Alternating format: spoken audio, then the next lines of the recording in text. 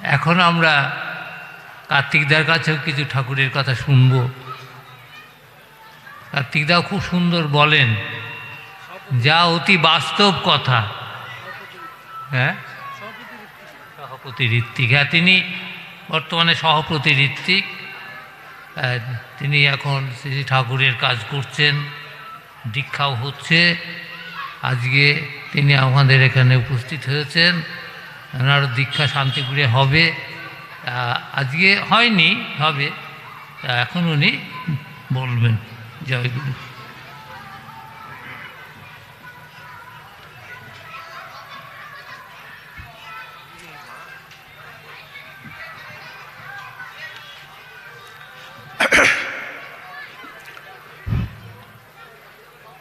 পরম দয়াল ঠাকুর আমার, শান্তিপুরে যে শান্তির বাতাবরণ বয়ে যাচ্ছে তার এই প্রথম দিনে আমরা উপস্থিত। আগামী দিন আপনারা আবার আসবেন, তাই আমি কমিটির পক্ষ থেকে অনুরোধ করে গেলাম আরও দুইজন বিশিষ্ট বাগ্মী বক্তা আসবেন, আলোচক, ঠাকুর বিষয় শুনবেন, ঋদ্ধ হবেন আপনারা। তাই ভগবানের কথা তো অনেক শুনলেন। মায়েরা, দাদারা, আপনারা ভগবান দেখেছেন কি এ পর্যন্ত? এটা আমারও প্রশ্ন। বলুন, কে ভগবান দেখেছেন? কোথায়? এই যে ভগবান বসে আছেন, এই যে ভগবান বসে আছেন, তিনি হলেন মানুষ ভগবান। তিনি হলেন মানুষের ভগবান। মানুষের ভগবান, তিনি মানুষ হয়ে আছেন, কিন্তু তার কোনো মান অভিমান থাকে না।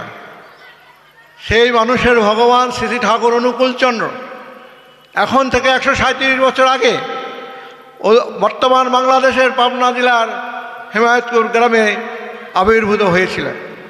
সেই ভগবানের গুণগান হচ্ছে এখানে। তাই আপনারা যা ধৈর্য ধরে বসে আছেন, আমি খুব আনন্দিত এর জন্য যে আপনাদের দেখে কথা বলে আনন্দ পাচ্ছি। এই শান্তিপুর মহাপ্রভুর স্পর্শধন্য পুণ্যস্থান। এই শান্তিপুর বড় গোসাই অদ্বৈতানন্দ ঠাকুরের স্পর্শধন্য পুণ্যস্থান। এই শান্তিপুর কীর্তিবাসের স্পর্শধন্য শান্তিপুর। এই তিনজন অন্তত ধর্মীয় আধ্যাত্মিক জগতের পরম পুরুষের আমি নাম উল্লেখ করলাম, হয়তো আরও অনেকে আছে, তাদের আমি প্রণাম জানাই। এবং শান্তিপুরবাসীকে আমি প্রণাম জানাই যে তারা একটা পুণ্যস্থানের অধিবাসী। তারা এই স্থানে তারা অধিষ্ঠিত আছেন, বসবাস করছেন, শান্তির মধ্যে আছেন তারা। তার এখানে যে কথাটা লেখা আছে একটু দেখবেন। পরম প্রেমময় শ্রী ঠাকুর অনুকূলচন্দ্র, ঠাকুরের নাম হলো অনুকূলচন্দ্র। তারপর ভক্তরা তাকে দিল ঠাকুর উপাধি, ঠাকুর শ্রী অনুকূলচন্দ্র। তারপরে আবার আসলো পরম প্রেমময়। এই পরম প্রেমময় মানে কি? এখন এটা বুঝতে গেলে আমাদের একটু ঠাকুর এই বিষয়ে কি বলেছেন একটু আলোচনা করতে হবে। প্রেম কথাটা আমরা সাধারণ অর্থে কি বুঝি? একজনের আরেকজনের সাথে ভালোবাসা, এটাকে আমরা বলি প্রেমের একটা অধ্যায়। কিন্তু ঠাকুর বললেন ভক্তি গাঢ়ত্বে, ভালোবাসার গাঢ়ত্বই প্রেম। ভালোবাসা যখন ঘনীভূত হয় তখন সেটাকে বলে প্রেম। আর এই প্রেম থেকে আর ভক্তিটা কাকে বলে? সতে নিরবচ্ছিন্ন সংলগ্ন থাকার চেষ্টাকেই বলে ভক্তি। সৎ মানে আদর্শ, আমার পরম পুরুষ, আদর্শ পুরুষ যিনি, তার সাথে নিরবচ্ছিন্ন, কোনো ছেদ হবে না, সবসময় নিরবচ্ছিন্ন সংলগ্ন থাকার মানে যুক্ত থাকার চেষ্টাকেই বলে ভক্তি। এই ভক্তির গাঢ়ত্বে হলো প্রেম, ভক্তির ঘনীভূত রূপই হলো প্রেম। আর ঠাকুর কি বললেন? ভক্তিতে জ্ঞান হয়। আলোচনা আপনার সত্যানুসরণে আমরা পড়েছি, ঠাকুর লিখেছেন যে ভক্তি থেকে জ্ঞান হয়, জ্ঞান থেকে সর্বভূতে আত্মবোধ। যখন মানুষের জ্ঞান হয় তখন মানুষ বুঝতে পারে যে আমার ভিতর যে আছেন সবার ভিতরে তিনি আছেন, একে পরম পুরুষ সবার ভিতর আছেন। ভক্তি থেকে জ্ঞান, জ্ঞান থেকে সর্বভূতে আত্মভূত, সর্বভূতে আত্মভূত থেকে আসে কি আসে মা? সত্যানুসরণে এগুলি পড়া হয় অধিবেশনে, ভালো করে শুনবেন। অহিংসা। সবার মধ্যে যদি আমি থাকি, সবার মধ্যে যদি আমার প্রভু থাকেন, তাহলে আমি হিংসা করব কাকে? বলুন, নিজেকে নিজে হিংসা করা যায়? যায় না। এইভাবে বুঝলে আমাদের সুবিধা হবে। আর অহিংসা থেকে আসে প্রেম। প্রেম কথাটা তো সোজা কথা নয়। ঠাকুর বলছেন প্রেমের কথা বলার আগে প্রেম করো, মানে মানুষকে ভালোবাসো। সেই ভালোবাসাময় পুরুষ আমাদের জীবন তারকা, জীবন আরাধ্য শ্রী ঠাকুর অনুকূলচন্দ্র। তিনি দেখে গেছেন কিভাবে মানুষকে ভালোবাসতে হয়, এবং সেই ভালোবাসার অনেক কাহিনী, অনেক গল্প, অনেক কথা আমাদের সেই আলোচনা প্রসঙ্গের 1 থেকে 23 খণ্ড দীপরক্ষী সমস্ত পুস্তকেই লেখা আছে। আপনারা যারা মায়েরা এখন সবাই তো লেখাপড়া জানেন, একটু একটু পড়ার অভ্যাস করবেন। শুনে বেশি লাভবান হওয়া যাবে না। আরেকটা কথা বলি, ঠাকুরের একটা বাণী বলছি আমি, শুনতে হয়তো কেমন মনে হবে। জ্ঞানের কথা বলবি যত, সেই জ্ঞান কিন্তু কাজের নয়। জ্ঞানের কথা বলবি যত, সেই জ্ঞান কিন্তু কাজের নয়। কর্মেতে যে উদ্ভব জ্ঞানের, তাতেই জীবন সার্থক হয়। ওই দাদা বলে গেলেন না, ধর্মের সাথে কর্ম, কর্মের সাথে ধর্ম। কর্ম করে জ্ঞান অর্জন করতে হবে। গীতায় ভগবান শ্রীকৃষ্ণ তাই বলেছেন। বিশদে আমরা শুনলেন আমাদের অমলেন্দ্রদার কাছে। তিনি তো শিক্ষক মানুষ, মানে খুব ভালো করে আপনাদের বুঝিয়ে দিয়েছেন। তার আমার আরও একটা কথা আছে, এই প্রসঙ্গ আমি আর বেশি দীর্ঘায়িত করব না। আসলে আমার যে বিষয়টা, আমি যে বিষয়ে বলে থাকি সাধারণত, সেটা হলো মায়েদের নিয়ে, মায়েদের কথা। মায়েদের কথাটা আমার সাবজেক্ট হলো মা। তো এটা দুটো কাগজ আমার হাতে আছে, একটা মায়েদের জন্য আর একটা দাদাদের জন্য। যে আমি পরবর্তীকালে এটা দেব, বলে রাখছি। যে আমাদের সৎসঙ্গ, পাবনা সৎসঙ্গ, ঠাকুরের সাজের সৎসঙ্গ এখন থেকে 100 বছর আগে পাবনা হিমায়তপুরে সেটা সরকারিভাবে গঠন করা হয়েছিল 1925 সাল। সেটা ছিল 1925 সাল, আর আজকে 2025 সাল। 100 বছর হলো তো। সেই সাধের সৎসঙ্গ মানে কি? সৎসঙ্গ মানে কি?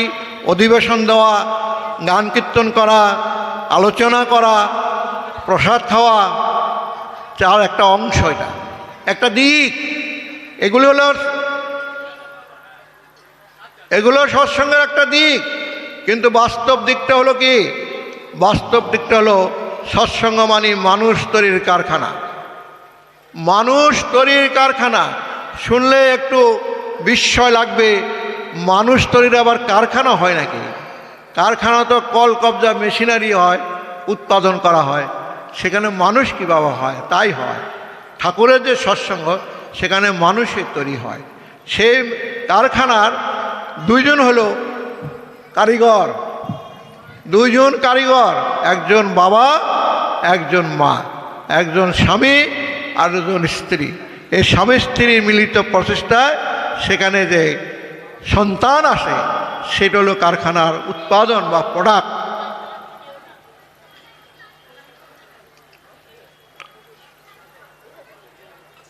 তাই সেই কথা নিয়ে আমি আরও কিছু বলতে চাই। সেই মানুষটা কীরকম হবে? আজকে আমাদের ধর্মজগতের বিস্ময়,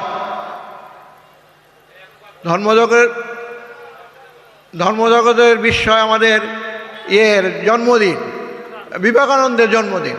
স্বামী বিবেকানন্দের, মায়েরা দয়া করে শুনবেন, এই চলে গেলে আর পাবেন না, দয়া করে শুনবেন। স্বামী বিবেকানন্দের আজকে জন্মদিন, কিন্তু রবীন্দ্রনাথ চলে গেলেন, সিয়ারদার চলে গেলেন, মহাত্মা গান্ধী চলে গেলেন, সুভাষ বোস চলে গেলেন, স্বামী বিবেকানন্দ চলে গেলেন। আমরা হিন্দু শাস্ত্র মতে কী বুঝি?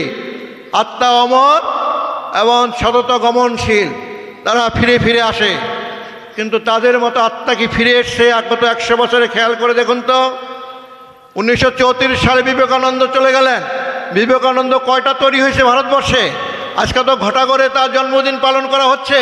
আমি সরকারের কাছে, সরকার বাহাদুরের কাছে, সরকারি কর্মকর্তাদের কাছে প্রশ্ন রাখতে চাই, স্কুলের টিচারদের কাছে এই প্রশ্ন রাখতে চাই, শিক্ষাবিদদের কাছে আমি এই প্রশ্ন রেখে গেলাম, এই শান্তিপুরে দাঁড়িয়ে কয়টা বিবেকানন্দ আমরা আজ পর্যন্ত তৈরি করতে পেরেছি?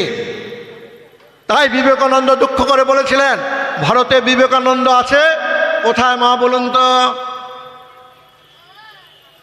কোথায় আছে? বইয়ের পাতায়, বইয়ের পাতায় আছে, বাস্তবে নেই। তাই আমাদের একটাই উদ্দেশ্য, তাই ঠাকুর যে চেয়েছিলেন ভালো মানুষ আসুক পৃথিবীতে, গৃহকোণ দেবপম সন্তানে ভরে উঠুক, ঘরে ঘরে আনন্দ বিরাজিত করুক। আজকে কি তা হচ্ছে? ঘরে ঘরে দুঃখ, হাহাকার, বাবা মা নীরবে কাঁদছেন, চোখের জল নেই, মন শুকিয়ে গেছে, অসুস্থ হয়ে পড়ছেন। কেন? তাদের পরিবারের সদস্যদের উপর তাদের কোনো নিয়ন্ত্রণ নেই। বড় দুঃখের কথা, বেদনার কথা। দাদা যা বলে গেলেন সেটা তো শুনলেন, আর আমি যা বলে যাব সেটা বাস্তবে করার কথা। যদি না করেন কিছুই হবে না। সোনার পাতে লিখে নিতে পারেন, সোনার পাতে লিখে রাখতে পারেন যে না করলে হবে না। করাই পাওয়ার জননী, করাতেই হয়, হয় পাওয়া। তাই সেই জন্য দেখবেন যেন বিয়ে শাদিগুলো ঠিক মতো হয়। ভালো সন্তান ঘরে ঘরে আসতে হলে বিয়েটা সুসংগত হতে হবে। সুসংগত মানে বর্ণ, বংশ, গোত্র, তারপরে পারিবারিক স্ট্যাটাস, তার সমস্ত কিছু আনুষঙ্গিক শিক্ষা, স্বাস্থ্য মিলিয়ে দিতে হয়। যেটা আগেকার দিনে হতো, ঘটক প্রথা ছিল, তারা সেটা ঠিক করে দিতেন। পরবর্তীকালে ঘটকরাও কিছু হয়তো 2 নম্বরই করেছে, ভুলভাল করেছে। আর আমরা যারা শিক্ষিত হয়েছি তথাকথিত, আমরা তখন ঘটকের কথা মান্যতা দিচ্ছি না। কারণ আমার জন্য হয়তো দেখা গেল একজন কালো মেয়ে পছন্দ করে হলো, আমার সাথে মিলিয়ে ঠিক করে হলো কালো মেয়ে। আমি বললাম না, আমি একটা লেখাপড়া জানা ইঞ্জিনিয়ার বা ডাক্তার, বড় অফিসার, আমি কালো মেয়ে বিয়ে করবো কেন? ঘটকরা আউট করে দিলাম যে তোমার আর ঘটকালি করতে হবে না, চলে যাও। কিন্তু ঘটকরা এত এক্সপার্ট ছিলেন, তারা বলে দিতে পারত কার সাথে কার বিয়ে হলে সেই বিয়েটা সুসংগত হবে, কয়টা ছেলে হবে, কয়টা মেয়ে হবে, এই সমস্ত বলে দিতে পারতেন। ঘরে ঘরে শান্তি বিরাজিত ছিল কি ছিল না মা বলুন? এখন থেকে 30-50 বছর আগে মনে করুন, অতীত মনে করুন, ছিল। আপনারা বলতে দ্বিধা করছেন কেন? অবশ্যই ছিল। আগেকার দিনে শুনেছেন যে বিবাহ বিচ্ছেদ হয়? ছিল না। হিন্দুদের বিবাহ বিচ্ছেদ হয় না, হিন্দু মেয়েদের বিবাহ একবারে হয়। কিন্তু আমরা এখন লেখাপড়া শিখে এত জ্ঞানী গুণী হয়ে, এত বিদ্বান হয়ে, এবং হাইকোর্ট এবং সুপ্রিম কোর্টের বড় বড় সম্মানিত বিচারপতিদের প্রতি শ্রদ্ধা রেখে আমি বলছি, আপনারা ভুল করছেন। জাতির ভবিষ্যৎ নষ্ট করছেন আপনারা, দেশের ভবিষ্যৎ নষ্ট করছেন আপনারা।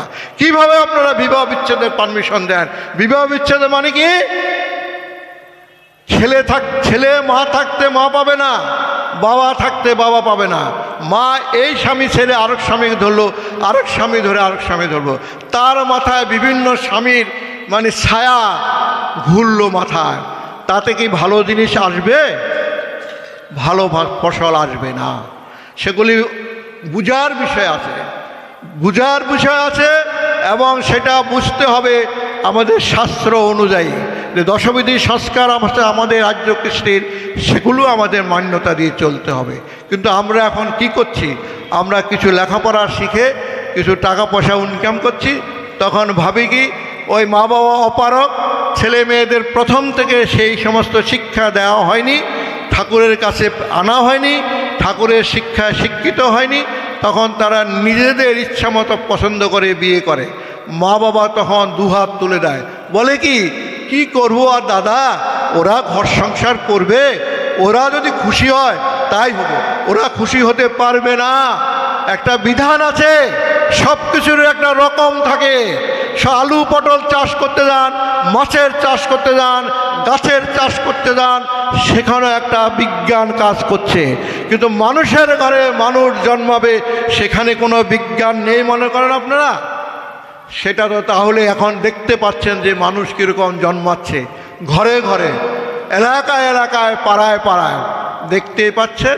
আমাকে বেশি কিছু বলতে হবে না, পেপার খুললে, টেলিভিশন দেখলেই বুঝতে পারবেন কেমন সন্তানাদি হচ্ছে।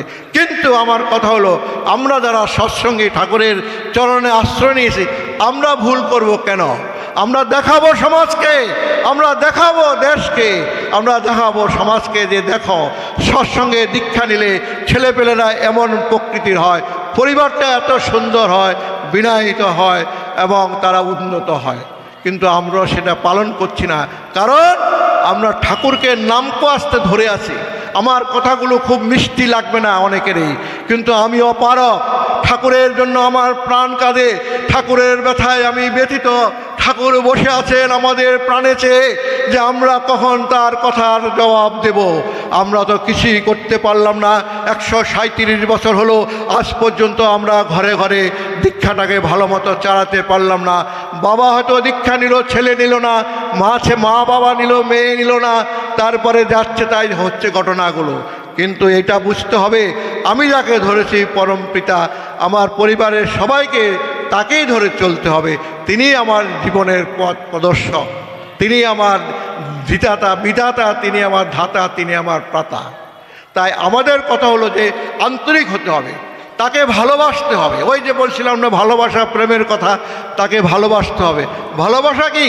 তাকে ফুল চন্দন বেলপাতা দিলাম, তার ঘণ্টা নেড়ে পূজা দিলাম, এটাকে কি ভালোবাসা বলে মা? ভালোবাসা বলে না। ভালোবাসা হলো তিনি যেভাবে আমাকে চলতে বলেছেন, তার চলনায় আমাকে চলতে হবে, তার কথা মতো আমাকে চলতে হবে, তাকে মান্যতা দিয়ে চলতে হবে। বিচার করলে চলবে না সেখানে। ঠাকুর বলছেন যে থানকুনি পাতা খেতে রোজ সকালে একটা ডাটি সহ, তারপরে জল খাবে বেশি করে। তার আমি যদি ভাবি এই কাঁচা পাতা খেলে কি হবে, যদি কোনো হজমে গণ্ডগোল করে, তাহলে কিন্তু ফল পাওয়া যাবে না। তাই ঠাকুর সত্যানুসরণে বলে গেছেন যে দীক্ষা নিলেই তাকে শিষ্য বলে না, আর ভর্তি হলেই তাকে ছাত্র বলে না। মনটি শিক্ষক বা গুরুর আদেশ পালনের জন্য সর্বদা উন্মুক্ত থাকতে হবে। তিনি যা বলে দিবেন অক্লান্ত, মানে অম্লান বদনে, হৃষ্ট চিত্তে তাই করতে হবে। কোনো প্রশ্ন রাখলে সেই ফল পাওয়া যাবে না। বিশ্বাস এবং নির্ভরতা, তাই উপর নির্ভর করতে হবে, বিশ্বাস রাখতে হবে। তারা অভ্রান্ত পুরুষ, আমরা কথায় বলি ঠিকই, কিন্তু মান্যতা দিয়ে চলি না, তাই আমাদের অধপতন, অধপতন। তারা হলো অভ্রান্ত পুরুষ। যা পরম পুরুষরা আসেন মানুষকে পথ দেখাতে, জীবনের পথ, বৃদ্ধির পথ, বাঁচার পথ, বাড়ার পথ। আমরা বেঁচে থাকাটাই, সব পারিপার্শ্বিক বেঁচে থাকাটাই ধর্ম। ধর্ম মানে খোলকর্তাল নিয়ে গান করলে ধর্ম হলো না। আমার ভিতরে যে আমার 6 জন বন্ধু আছে, সেই বন্ধুগুলো কি আমার পক্ষে কাজ করছে না তারা আমার বিপক্ষে কাজ করছে, সেটা বুঝতে হবে। ভগবানের সাথে আমাদের এটাই ডিফারেন্স। আমরা হলাম বৃত্তির অধীন, আর তিনি হলেন বৃত্তাধীশ, বৃত্তির অধীশ্বর। তিনি জলের উপর যেমন তেল ফেললে ভাসে, তিনি তেমন ওই প্রবৃত্তির উপর ভাসছেন, আর আমরা প্রবৃত্তির নিচে থাকি। এই ডিফারেন্স, আর কোনো ডিফারেন্স নাই। তাই এই প্রবৃত্তি কেটে আমাদের বের হতে হলে তার চরণে আমাদেরকে আশ্রয় নিতে হবে, তার কথার মান্যতা দিয়ে চলতে হবে। শুধু একটু দীক্ষা নিলাম আর ইষ্টভীতি করলাম, অন্য কিছু করলাম না, হবে না। কারণ জীবনটা অনেক লম্বা এবং তার অনেক চ্যাপ্টার আছে, অনেক বিষয় আছে, সবগুলোই তার ধারা মতো আমাকে পরিপালন করতে হবে। তাহলে জীবনের পূর্ণতা আসবে, জীবনের স্বাদ পাওয়া যাবে। তাই যেই কথা বলছিলাম, এই সুবিবাহটা যেন হয়, সেজন্য আমাদের কলকাতা শহরে যে প্রতিষ্ঠানটা আমরা গড়ে তুলেছি সুবিবাহ, আপনারা শান্তিপুরের অধিবাসীগণ, দাদা মায়েরা জানেন, ওই বাঁ দিকে আমাদের ব্যানার, আপনাদের ডান দিকে দেখুন আমাদের ব্যানার লাগানো আছে সুবিবাহ। সেখানে যাদের বিবাহযোগ্য মেয়ে কন্যা আছে বা বিবাহযোগ্য ছেলে আছে, তাদের ছেলে হলে মেয়ে, মেয়ে হলে ছেলে আমরা দেখে দেওয়ার চেষ্টা করব। কোনো পয়সা লাগবে না তার জন্য, শুধু একটা ফর্ম আছে, সেখানে আপনার তথ্যগুলো লিখে আমাদের কাছে পাঠিয়ে দিবে। আমরা চেষ্টা করব যত অল্প সময়ের মধ্যে আপনাদেরকে সেই মানে একটা যোগাযোগ করে দেওয়া যায়, বাকিটা আপনি করে নেবেন। তো এর জন্য কোনো পয়সা দিতে হবে না। তাই আপনারা একটু ভগবানকে, একটু আমার বলাটা অন্যায় হবে তবু আমি বলতে বাধ্য, ভগবানকে একটু ভালোবাসুন, দয়া করে তাকে একটু ভালোবাসুন। ভালোবাসা মানে তার কথায় সায় দিয়ে ওই জিনিসটা করুন যেন সবর্ণ বিয়ে হয়, সবর্ণ সবর্ণ সবর্ণ, এবং প্রতিলোম এবং অনুলোম যেন না হয়। প্রতিলোম মানে উচ্চবর্ণের মেয়েকে নিম্নবর্ণে বিয়ে দেওয়া, সেটা যেন না হয়, তাহলে বংশ ধ্বংস হয়ে যাবে। কুলাঙ্গা সব ছেলে সন্তান আসবে, মা বাবাদের অশ্রদ্ধা করবে, ওই বৃদ্ধাশ্রমে পাঠায় দিবে, মা বাবাকে জাগার জন্য, টাকার জন্য বন্দুক ধরে গুলি করে দিবে। সেটা তো হচ্ছে এখন সমাজে, নাকি দাদা? সেই জন্য ঘরে যেন দেবপম সন্তান আসে, সুন্দর সন্তান আসে, শান্তি বিরাজিত থাকে, মানুষ যেন আরোতর মানুষ হয়ে ওঠে। সেজন্য বিবাহটা সুন্দর হতে হবে, যার নাম সুবিবাহ। সবর্ণ বিবাহ, বর্ণ, গোত্র, বংশ, শিক্ষা, স্বাস্থ্য এগুলো দেখে মিলিয়ে দিবেন। আগে যে দাদা, ঠাকুরদাদা, জ্যাঠামশাই, বাবা, মামারা করে দিত, তারা আমার থেকে, আপনার থেকে অনেক জ্ঞানী ছিলেন। তারা 10টা সম্বন্ধ দেখে একটা করাতেন। লক্ষ কথা না হলে বিয়ে হয় না, বাংলায় একটা কথা আছে, বিয়ে হতে হলে লক্ষ কথা লাগে। ইনসেন আউট, ঠাকুর বলছে 7 পুরুষ কি 14 পুরুষ পর্যন্ত খবর নিত, তাদের ইনসেন আউট সমস্ত, কোনো রকম প্রতিলোম আছে কিনা, কোনো রকম ব্যর্থ আছে কিনা, কোনো রকম মৃত্যুর ঘটনা আছে কিনা, অল্প বয়সে মরে যায় কিনা, বিভিন্ন ধরনের ফ্যাক্টর বিবেচনা করে দেওয়া হতো। আর এখন হচ্ছে কি, ছেলে মেয়ে একসাথে পড়ে, সেটা আমাদের দুর্ভাগ্য, আমাদের দেশের দুর্ভাগ্য, আমাদের সরকারের দুর্ভাগ্য। ছেলে মেয়ে একসাথে পড়ে, কম বয়স থেকে তারা প্রেম খেলে। এই প্রেম খেলায় হয় কি, তখন ওই একজনে আরেকজনের মধ্যে এত মিলমিশ হয়ে যায়, তখন একজন আরেকজনকে ছেড়ে থাকতে পারে না, বলে যে একে আমি বিয়ে করব, নাহলে আমার জীবনে শেষ করে দিব। তখন মা বাবা বাধ্য হয়, কিন্তু মা বাবার কর্তব্য হলো তাকে বোঝানো, দেখো বাবা, তুমি অমুক বংশের ছেলে, তোমার বাবা, ঠাকুরদাদা, বড় বাবা এমন লোক ছিল, তুমি সেই বংশের ছেলে হয়ে তুমি কোনো অন্যায় করতে পারো না, তুমি যেখানে সেখানে যে কোনো লোকের সাথে তুমি মিশতে পারো না, তোমার সেই বিবাহ বন্ধনের ব্যাপারটা সম্পূর্ণ গার্জিয়ানের উপর থাকবে। আর মেয়েদের একটা অধিকার আছে, বরটা নির্বাচন করবে মেয়ে নিজে। কীরকমভাবে নির্বাচন করবে? ওই পার্কে বসে নয়, পার্কে বসে নয়, স্কুলের ক্যাম্পাসে বসে নয়, বাবা 5টা সম্বন্ধ নিয়ে আসবে, আলোচনা করে 5 দিক থেকে এনে মেয়ের সাথে গল্প করবে, জানাবে যে বাবা এই সম্বন্ধটা আমি পেয়েছি, ছেলেটা এই, তার যোগ্যতা এই, বয়স এই, সে শিক্ষা এই। তখন সে তার মন থেকে একটা সাড়া পাবে, সাড়া দিবে মন, যে এরকম বরেতে আমি চাই, যারা আমাদের পুরাকালে হতো। কিন্তু এখন যে আমরা তাদেরকে ছেড়ে দিয়েছি, ছেড়ে দিয়ে আমরা কিছুটা রিলিভ হয়েছি, আমরা কিছু ভারমুক্ত হয়েছি, কিন্তু এতে ভবিষ্যৎটা ভালো আসছে না। সেজন্য ঠাকুরের এই মিশন মানুষ তৈরির কারখানা, সৎসঙ্গ মানে মানুষ তৈরির কারখানা। সেই মানুষটা স্বামী বিবেকানন্দ বলেছেন, জন্ম তার যথাযথা, কর্মটাই আসল। সেটা আংশিক সত্য, কারণ জন্মটা যদি সঠিক না হয় কর্ম দিয়ে হবে না। সে জন্মটা ভুল হলে, জন্মটা যদি শুভ সংস্কার সম্পন্ন না হয়, তাহলে সে ভালো কাজ করতে পারবে না, ভালো জিনিসটা তার মাথায় আসবে না, খারাপটাই তার আসবে। সেই জন্য যে বলে না, এই গাধাকে পিঠে ঘোড়া বানানো হয়, জন্মের পরে শুভ সংস্কার সম্পন্ন যদি জন্ম না হয়, শুভ সংস্কৃতি নিয়ে যদি জন্মায় না, তাহলে পিঠে পাটে তাকে কিছুটা মানুষ করা যায়। কিন্তু আসার পথে যদি সে ভালো জিনিসটা নিয়ে আসে বাবার থেকে, মায়ের থেকে, তাহলে তার জীবনটা আরও সুন্দর, আরও বিকশিত, আরও পবিত্র হবে। সেটাই ঠাকুর বলেছেন। সেজন্য আসল জন্মটা কিন্তু যেদিন মা বাবা পরস্পরকে ভালোবেসে, খুব ভালো করে শুনবেন, খুব ভালো করে শুনবেন অন্তরের সাথে, যেদিন মা বাবা পরস্পরকে ভালোবেসে স্বামী স্ত্রী মিলিত হয়েছিল কোনো এক শুভক্ষণে, তখন যেভাবে মা তার স্বামীকে উদ্বুদ্ধ করেছে, সেই ভাবসম্পন্ন আত্মাটা মায়ের অভাবে যাবে। তাই সে যদি ভালো মতো না তুলতে পারে, স্বামীকে উদ্বুদ্ধ করতে না পারে, তাহলে তো হবে যুদ্ধধন আর দুঃশাসন। আর যদি সেই ভালোভাবে মাকে উদ্বুদ্ধ করে তাহলে ধ্রুব হবে, প্রহ্লাদ হবে। ভক্ত প্রহ্লাদ আমরা শুনি, কিন্তু ভক্ত প্রহ্লাদ কিভাবে জন্ম হলো এই খবরটা আমরা রাখি না। এইটাই রাখতে হবে খবর আমাদের ঘরে ঘরে, মায়েদের এগুলি নিয়ে আলোচনা করতে হবে।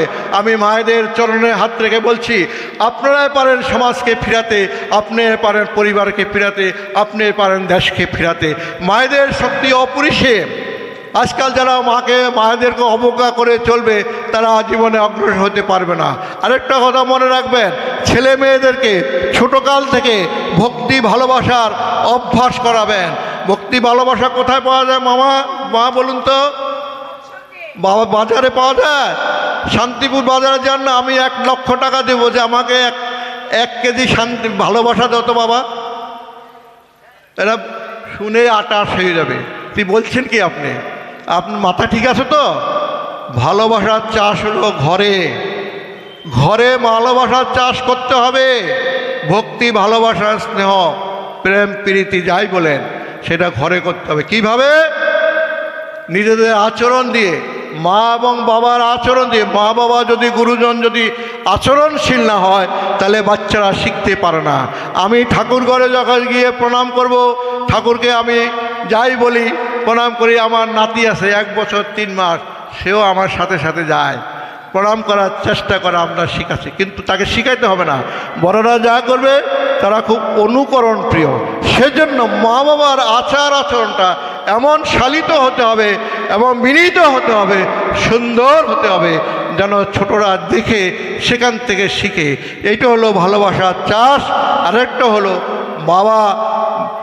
মাকে মা বলবে যাও বাবাকে প্রণাম করে আসো, এই ফুলটা বাবাকে দিয়ে আসো না। যখন যাবে বাবাকে প্রণাম করতে, বাবা জিজ্ঞাসা করবে, খোকা আমাকে তো দিলে, মাকে কিছু দিয়েছ? তখন সে দৌড় দিবে মাকে দেওয়ার জন্য। এই দৃশ্যগুলি ভাবুন তো কেমন লাগে ঘরে ঘরে। এবং এর থেকেই শ্রদ্ধাটা বাড়ে, দেওয়া থোড়ায় কিন্তু শ্রদ্ধা বাড়ে, ভালোবাসা বাড়ে। ঠাকুর বলছেন দুঃখ করে আমাদের কালীষষ্ঠী মাকে, শুনছিস কালীষষ্ঠী? শুধুই মুখের হাই, তোমায় আমি ভালোবাসি, দেওয়ার কিছু নাই। তোমায় ভালোবাসি কিন্তু তোমাকে দেওয়ার কিছু নাই। তাহলে সোনার পিতলে ঘুঘু বলে এটাকে বলে সোনার পিতলে ঘুঘু। দেওয়া থোয়াটা খুব ভালো জিনিস, দিয়ে ভালোবাসতে হয়, সেটা টান বাড়ে। যাকে দিলাম তার নয়, যে দেয় তার টান বাড়ে। সেজন্য ছোটদের দিয়ে মা বাবাকে, গুরুজনকে কিছু দেওয়াতে হয়। আজকে আমাকে এখানে আমাদের সদ্য সুভদ্রার নাতি, ওনার স্ত্রী মা নাতিকে দিয়ে আমাকে একটা প্রণামী দিল। কেন দিল? মনের ব্যাপার এগুলো। তাই মনটাকে আমাদের সেভাবে তৈরি করতে হবে। আমরা পরস্পর সংগতিশীল হব, পরস্পরের খোঁজখবর নেব। শুধুই যেন এই কি বলে মেলার মাঠে যখন উৎসব হবে তখনই আমরা মিলিত হব তা না। আমরা যেন মনে মনে, ফোনে ফোনে, কথায় কথায় সবার খোঁজখবর রাখি। তার আপদে বিপদে, কথায়, আচরণে, অর্থে, সাহায্যে, না হলে কায়িক পরিশ্রম করে হলো তাকে আমরা যেন উপকার করতে পারি। এ হলো তার সংহতির ব্যাপার। এই সংহতি না হলে মানুষের মনে শান্তি আসবে না, মানুষ আনন্দ পাবে না কাজ করে। তাই আমাদের কথা আমি আর বাড়াবো না, এই জন্য যে আমরা আবার কলকাতা যাওয়ার ইচ্ছা আছে। হ্যাঁ বলুন বলুন।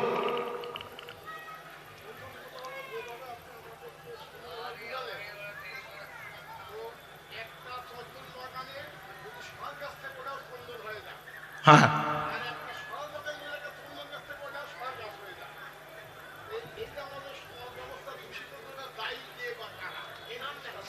এটার জন্য আমরাই দায়ী। আমাদের সমাজের আজকে শুনুন হয়েছে, আমি প্রশ্ন পেয়েছি, সমাজ নেই আমাদের। ভালো করে শুনুন, সমাজ নেই।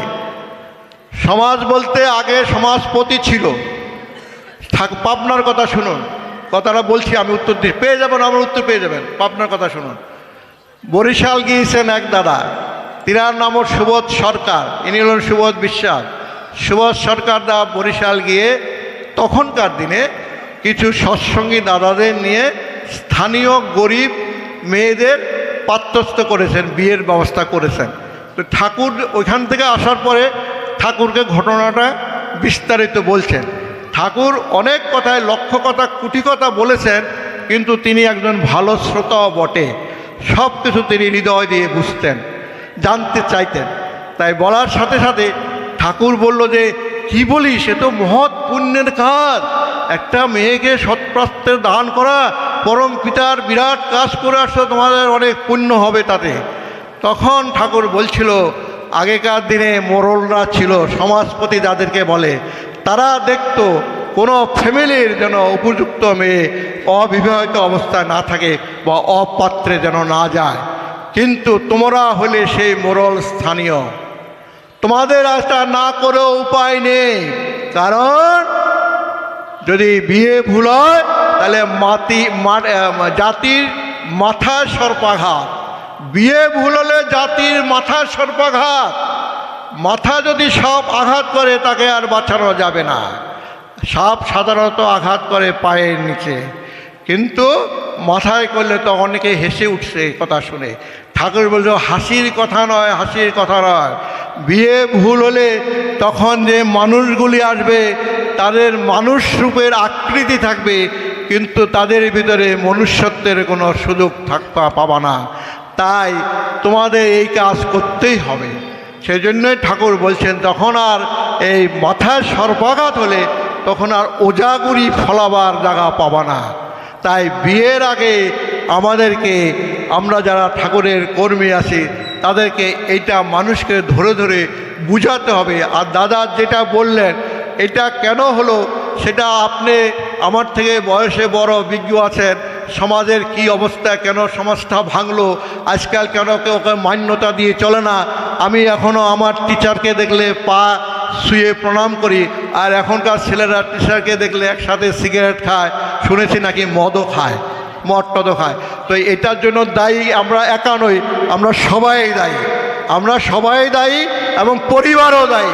সেজন্য সবার কাছে আমার আবেদন, অন্তত আমরা যারা এখানে আছি, আমরা যাকে ঠাকুরকে ধরেছি, ঠাকুরকে ভালোবাসার চেষ্টা করেছি, হয়তো সম্পূর্ণ ভালোবাসতে পারি নাই, কিছুটা চেষ্টা করেছি। আমাদের এই চেষ্টাটা থাকবো ঠাকুরের যে নীতি আদর্শ মানুষ তৈরির কারখানা, সেটা যেন বিয়ে শাদিগুলো ঠিক হলে সন্তানাদি যেন ঘরে ঘরে আসে, সুন্দর সুন্দর সন্তান আসবে, দেবপম সন্তান আসবে। আর দেবতার মতো সন্তান পেতে গেলে আপনি কোনো নতুন দম্পতিকে জিজ্ঞাসা করেন, মারে তোমাদের তো বিয়ে হয়েছে, দুদিন পর হয়তো বাচ্চা কাচ্চা আসবে ঠাকুরের দয়ায়, কীরকম বাচ্চা চাও? বলে কেন, গণেশের মতো বাচ্চা চাচ্ছি, কার্তিকের মতো, লক্ষ্মী সরস্বতীর মতো চাচ্ছি। হবে, একটা সত্য ঠাকুর দিয়েছেন, সেখানে হলো স্বামীকে যদি দেবতার মতো ভক্তি করে তাহলে দেবপম সন্তান আসবে। আপনি লিখে নিতে পারেন, এই কথা আপনি সোনার পাতে লিখে নিতে পারেন, অশ্রদ্ধা থেকে আসবে না, অশ্রদ্ধা থেকে আসবে না, ভালোবাসা প্রীতি থেকে আসবে। শ্রদ্ধার শ্বাস করুন, ভালো ফল পাবেন, ভালো থাকবেন। আমার এখানে এই কথা শেষ। আমি আশা করি দাদা হয়তো ওনার কথার উত্তর পেয়েছেন, না পেলে আবার কি হয়েছে কথাটা শুনতে হবে তো আমাকে। শোনা গেল না, কথাটা বলুন আগে শুনি। হাই বাবা,